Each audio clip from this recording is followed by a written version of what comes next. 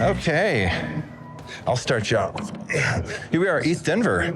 We have 4 of the 5 Crypto Sapiens right now, and well, there's more Crypto Sapiens on the team. It takes quite a extensive team to do everything we do. So give credit where credit is due. But we are 4 of the 5 people here at ETH Denver. And I just want to start with some reflections about, I guess, what it means to be a Crypto Sapien. And so, Humpty. Let's do the lore. Yeah. Yeah, actually, I think when it comes to lore building, we have a lot of work to do. Because in terms of like the craft and the content, we've done a lot of it. And we've built a reputation as being unbiased, being fair, but really also providing diverse perspective. And I think that's always been top of mind for me. So what it means to be a Crypto Sapiens, in my opinion, it's to be curious, constantly curious, to accept that you're probably never going to get it right. And to present things in like a, I guess, super simple, accessible way, right? So how do you build like a lore from that? Because one of the things I've been thinking about is I definitely want to lean into memes, okay? I want to lean into memes more in terms of like, what is Crypto Sapiens? And I think that there's a lot we can build from that. So I don't know, maybe we can jam on that a little bit if anybody has any ideas. And I pointed at you because you, on your podcast on Crypto Sapiens, really dove deep into memes. So do you have any thoughts? I don't know. I have a lot of thoughts about, you're right, it takes a village to raise a baby. This couldn't be a one-person network because then it's not a network and it's not a diverse perspective, as you said. Meme is a word that I think is dramatically misunderstood. We think of meme as image macro, where there's like the word, there's a picture of a guy in the corner at a party and it says like, in impact font, it says, they don't know I have lots of NFTs or something like that. Like that's a meme. It is a meme, but that's not what meme is. Meme is, Dawkins defined it as a transfer of a cultural unit of information. And language is a meme. Like people say things like, this is something directly referenced on that episode, the word Riz is a meme. The word charisma is also a meme, but the word Riz coming from the word charisma is then like shedding the unnecessary parts of the word charisma and using the only part that's truly definitive, like vocally, of what that word is. You never confuse Riz for any other word. There's no other word that like is defined by that. So now it just is what means charisma. And no one decided that. I think that's the essence of what a meme is social consensus about a new thing, whatever that thing is. So if you can get people to start saying something, it becomes reality. Because everything is kind of just consensus. Like the company Coca-Cola doesn't exist. You can change the product, the packaging, the CEO, the consumer, every single employee. You can almost do that all at the same time and you can still have Coca-Cola at the end of it. What is Coca-Cola? It's nothing. It's like a shared mythology. The point of humanity, or the reason that we are human and not like chimps, is that we have the ability to engage in shared mythology. So like if you put 30,000 chimps into a stadium, they rip each other to shreds because anyone they didn't already know is like, why do I even want to know you? I don't want to know you. Get out of my space. I'm going to kill you because that's how we survive. Like intruders are bad. This is not a good thing to have you near because then I can't propagate. But we've all found these ways to like wear Bills jerseys or Dickies suits that say Crypto Sapiens on them and be a part of the same thing, such that if like I've just met you, we're not fighting. Like we're sitting next to each other because we know we have like a fundamentally shared ideology of some sort. And I think that's what meme is. Meme is a word representation of the ability to connect with people and things that either don't exist or we don't already know.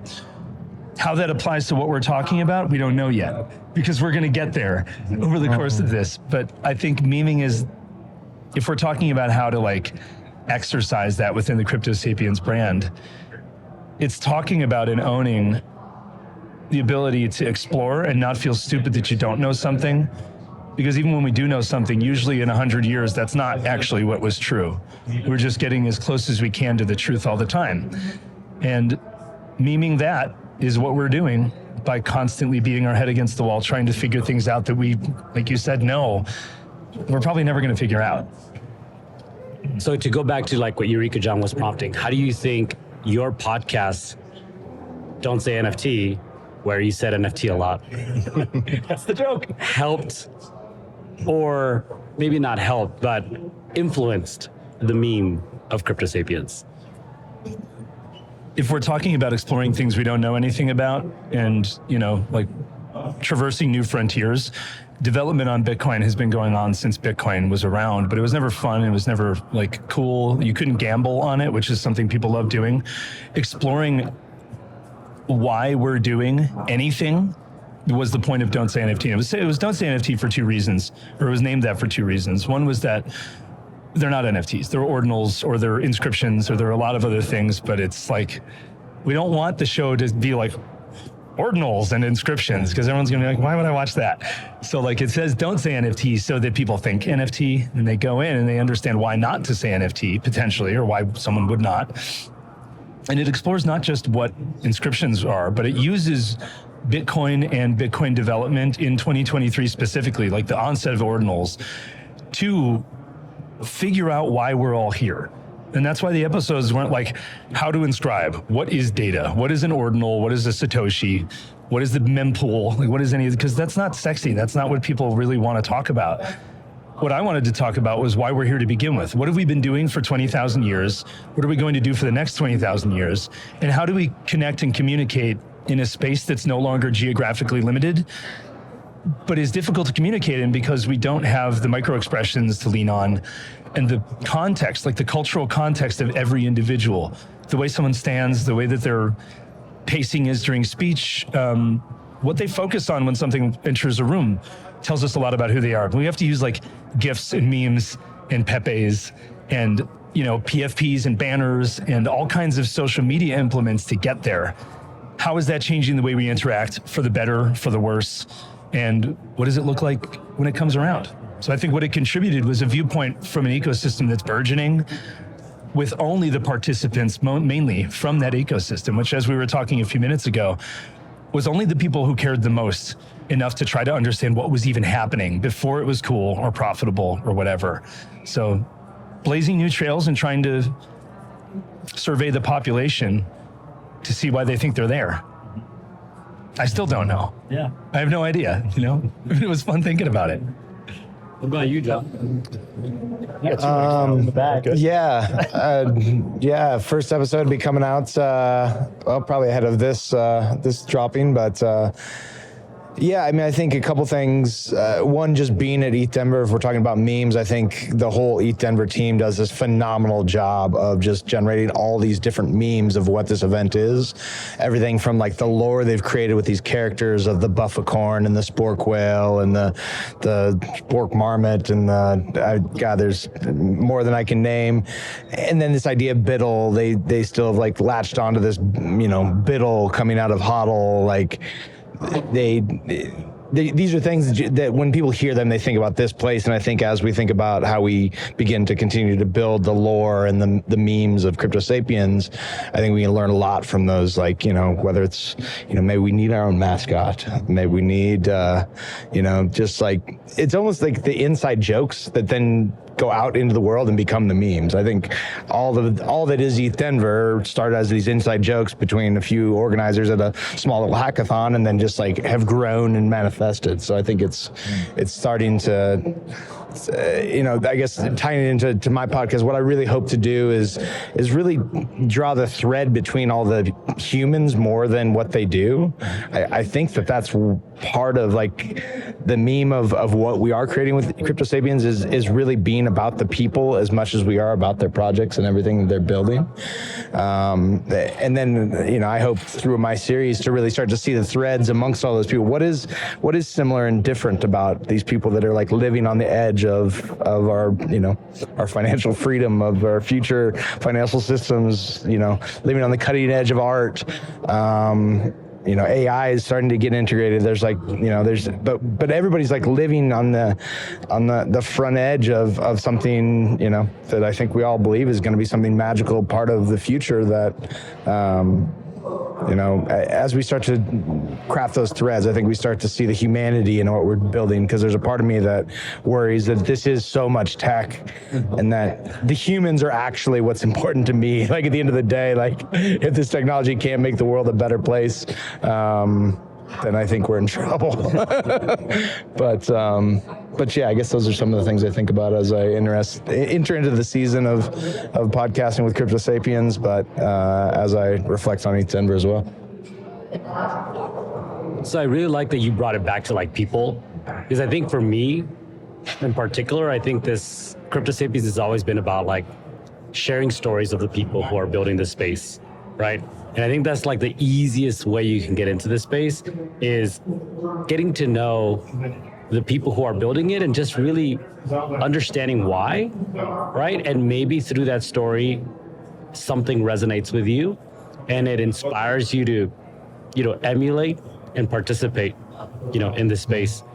Eureka John, I really want to hear from you, because you've had your hand on every episode that's come on through Crypto Sapiens. So what do you think? Yeah, man. Crypto Sapiens is kind of so far what is been. It's the evolution of me getting into crypto, switching on the YouTube with my own show, Eureka Street Crypto Hub, back in the day. And I've kind of distilled it down to three main concepts of why I'm doing what I'm doing. It's a brain dump, to just process everything I'm learning. It's a sandbox to experiment with all different types of ways of approaching an end product and what we're doing as well. And it's a message in a bottle to just kind of reach out to anybody that'll listen and find us, because in my neighborhood, in my community, there's not a lot of people that even have an inkling of what we're talking about a lot of times. And so it was a very lonely space to be in. And so from there, that YouTube channel, I was brought into the Bankless DAO. And then that's how, I got involved with Humpty and Crypto Sapiens, and we've grown it, to what it is now. And I think those same three concepts, the brain dump, the sandbox, and the message in the bottle, apply here as well. And I'm just trying to, like you said, find the humanity in all this tech, because it's really easy to get lost in like all the equations of a white paper and what something does rather than who's behind it. So yeah, that's my thoughts on this. I guess if there were any thoughts on ETH Denver, and maybe one takeaway. Anybody want to take it first? This is kind of my first. I've only spent a few hours at ETH Denver yesterday and gotten here this morning. So my experience at ETH Denver this year has been pretty limited, except for that there's a new layout and it's busy and the energy is strangely the same as during the depth of the bear market last year. It was bananas last year, and I can't believe that it's I'm looking forward to seeing how it progresses as people become more in tune with that there's money, and that money starts to flow into projects, and what do the projects do with it. I don't think we're seeing that this year yet, because it's just starting to climb back out of it. So I like that it's still humble for the moment, and I am excited to see what it's going to look like next year. I've spent the last 2 days so far at ETH Denver, which is a Bitcoin sub-conference at a mansion somewhere else in Denver. But it's panels and people excited about tech, happy hours and parties. I haven't gone to any of the Ethereum Denver side parties or side events yet, which is what I've relegated the next 2 days for. So if we do this roundup again, I'll have a lot more to say about specifically ETH Denver. But what I've noticed this year is that there's not just side events for other Ethereum-driven layer 2 solutions and protocols revolving around that. Bitcoin has joined the party. For the first time ever, Bitcoin is partaking in building conferences. That's a huge deal. When I first saw the ETH Denver group chat, a month or two ago, because it was planned very, swift. It was just bootstrapped. It's not like there was a company that did it. It was just a few people who were we're not going to sleep for 2 months, and there's going to be some really cool shit that happens from that. It's been cool to see a community of developers from both ecosystems attending both things. So there are people from Denver who are here walking around, and there are people from like the Bored Apes and layer 2 solutions like Optimism employees from those ecosystems coming to the Denver house and attending panels and raves and whatever else. So like, it's finally happening. It's finally happening that like crypto is crypto. And it's not that there's like Ethereum and then laser eyes and that's it, you know? I want to add something to that. So I think ETH Denver over the last couple of years, maybe definitely the last 2 or 3 years, has become more than just about Ethereum. It's really about builder culture. So it doesn't surprise me that there is a community of Bitcoin builders that finds value in being a part of it too. The other thing is that I think that, again, in the last couple of years, as ETH Denver has continued to grow, it's becoming an attractor. So one of the things that I did notice this time around that was very different from other ETH Denvers is the amount of events that are happening concurrently to this one here, to this venue, basically. And for me personally, it just vibes with that festival kind of narrative that ETH Denver has kind of written for themselves. So as a festival and an attractor and, you know, kind of a proliferating builder culture, there should be a lot of events that are happening at the same time. I wouldn't say competing, but complementary. Yeah. Yeah, I think adding to that, I mean, so many different friends, I get to talk to them at the end of the day. It's like, where have you been? And they tell me about 3 different events I haven't even heard about 3 topics that it's like, oh yeah, that's so relevant. I didn't even know there was an account abstraction happening, or there's, you know, some encryption, you know, day, or, you know, all these different sub niches that all have had their little side events. It feels like there's more side events, I think, than last year. Some people are saying no, but I feel like they are stacked. And I think that I love that analogy of festival culture. I kind of think crypto conferences in general have this festival culture. It feels like I think it feels like the modern day, like Grateful Dead parking lot. It's like we're only, instead of chasing the band, we're chasing the crypto vibes, you know. But it's like you do have these nomadic people that are just literally traveling conference to conference. But there's something about this one in particular that I think it feels like they continue to hold kind of the roots of just sort of a little bit of the Wild West, a little bit of the just kind of fun, and you know, it's not as organized as some of the conferences. It's not in a conference center. It's in the freaking stock show complex, you know. Any other day they'd be showing cows here. We're chasing the dream. Yeah. But I think it is such a phenomenal event. But I agree, the energy still feels like it's somewhat contained, even though we're all, I think, you know, assuming we're heading to greener pastures or better places. Nobody wants to even say the word where we're headed, just in case we were to jinx it, I think. Don't say bull run. Yeah, exactly. Yep, that's the one. Yeah, that's right. There's your next podcast. Yep. Don't say bull run, the podcast. I love it. Donny's back. Nothing's back. Don't say back. But no, it does feel like all the builders is just, you know, still building. I mean, there's no slowdown in that, and I think it's really exciting. So, I will add something to that. Just whenever I start to think that what I'm doing is kind of a big deal, I get humbled walking out on the floor and all these projects that I've never heard of me, and vice versa. I've never heard of them, and I'm just like blown away. And you know, I interviewed Gonzo style so many people yesterday with these random super cool and interesting projects I would never have even thought of, like for instance open source drone technology on the blockchain.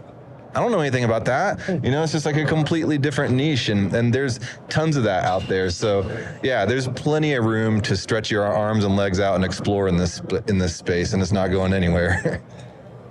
You know, I want to say something about you. Okay, it's a good thing. When Crypto Sapiens first started, a lot of people recognized Crypto Sapiens as me, right? Because I was the face that they saw or the voice that they heard. I am so happy that Crypto Sapiens has expanded to recognize other faces. Because at the end of the day, and I'm saying, I've said this, I wrote a manifesto about this. I'm tired of seeing showfluencers, one or two faces, I'm not gonna say who, that pretend to speak for all of us.